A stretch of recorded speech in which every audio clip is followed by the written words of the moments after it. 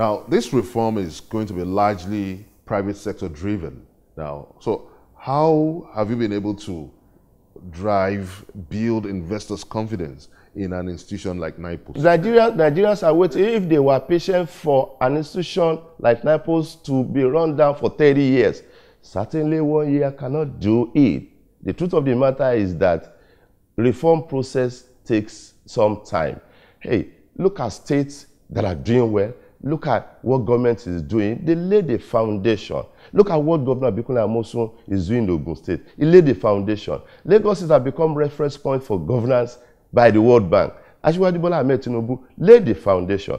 Federal government of Nigeria, headed by President Muhammadu Buhari and his vice, Professor Oshibajo, we are laying foundation. When you lay foundation, then you can begin to see fruits. It will take time because, as I've said, the transformation journey is always tedious. There will be pain before there will be gains. So that, to me, is not a problem because we have figured it out. Let me give you an example of what we are doing again. Do you know that in other jurisdictions of the world, post offices verify, authenticate, and validate addresses? When you do that, what will happen? You are going to reduce insecurity substantially because people's names will be put to their addresses and the era of anonymity committing crime.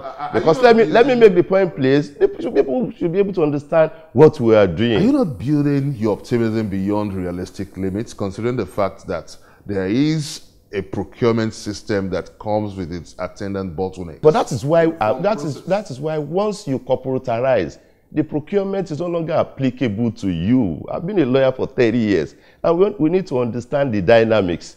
So in any case, will you, because of challenges ahead, not embark on reform process? The answer is a capital no. Don't be intimidated by the fear that there will be problems.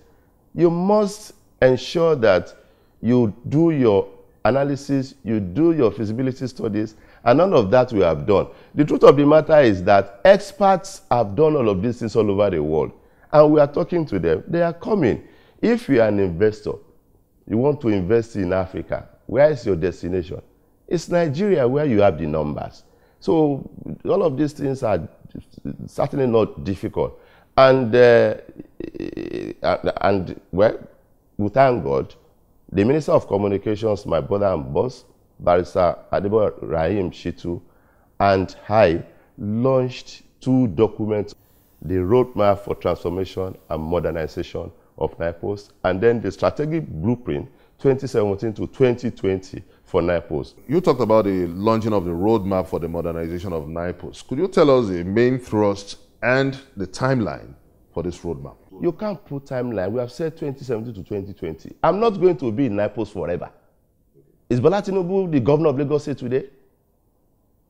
The governor of example in Ogun State, after 2019, he will leave. You build foundation for other people to lay on the foundation. So I don't have any fear whatsoever. Just ensure that you amend necessary laws. You embark on reforms, institutional reforms, that will outlast and outlive you. Those are the things we are doing. Let me also say this to you. We are trying to amend laws that were enacted at the time there was no disruptive technology. An example of that is, there's a law that says you must denote your receipts, your documents, your instrument with a 50 naira postage stamp. But we're amending the law to accommodate electronic stamp. Do you know the volume of transactions that go on online? That is huge. And it's only NIPOST that has the statutory responsibility to denote receipts, documents, and instruments. That is a huge source of revenue for NIPOST. And once we realize that, then we'll begin to upgrade our infrastructures, our post offices,